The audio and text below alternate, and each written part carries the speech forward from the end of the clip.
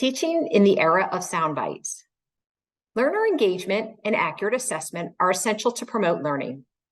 As a medical educator for more than 30 years, I've seen a change in learning styles among my residents and medical students.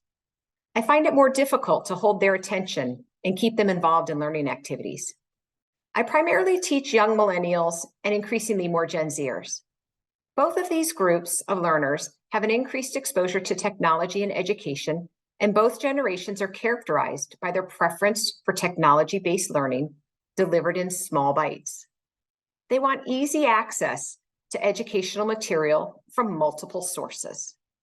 They prefer infographics, podcasts, apps, and online videos compared to textbooks and lectures. Additionally, gamification is a highly effective teaching method to satisfy their preference for participatory, collaborative, activity-based learning. Regarding assessment, fortunately, my experience and experts' reports show these two generations are open to feedback in an affirming coaching style for the millennials, and immediate, frequent, and honest for the Gen Zers. Knowing this, what will I do to transform my teaching style to promote learning?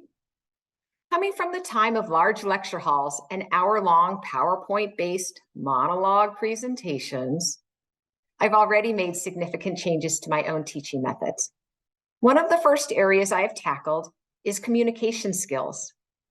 As I have seen with my own children, the millennials and Gen Zers prefer to text and email over talking in person or on the phone. Learning to speak appropriately with our patients significantly impacts their care. Based on what I've learned during this master's program, I have cleaned up several of my presentations, but I have many more to do.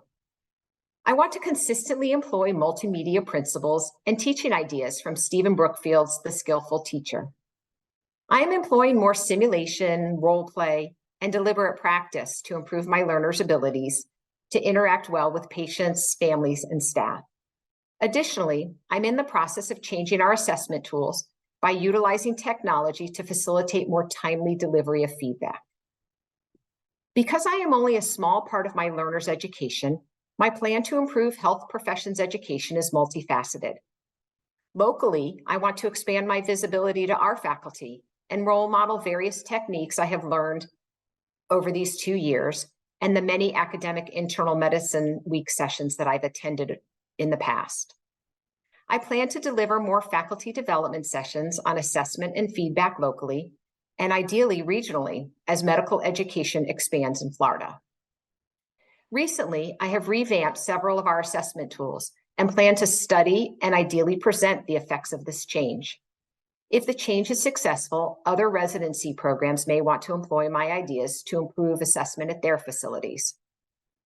Despite completing formal classroom education greater than 35 years ago and fearing a return to it, I now proudly walk away with so much more knowledge and techniques that will make me a better educator for my residents and medical students. I have learned invaluable new skills that I look forward to sharing with others.